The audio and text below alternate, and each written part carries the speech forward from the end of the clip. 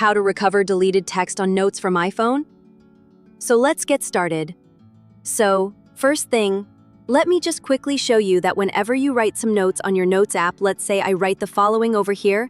If I were to delete this text over here and quickly recover it, then just tap on the screen, double tap on the screen with 3 fingers, and it will be automatically recovered just like that.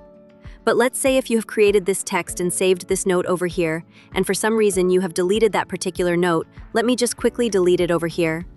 So, as you can see, now to simply recover it, just come back to your menu screen over here and just select this Notes section, or just select this Recently Deleted option over here.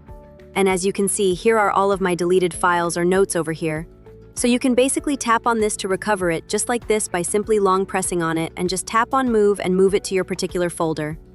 And if you have completely deleted it from the recycle bin as well, then there is exactly no way you can easily recover it.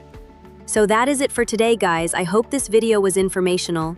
If it was, don't forget to like and subscribe to the channel. See you on the next one.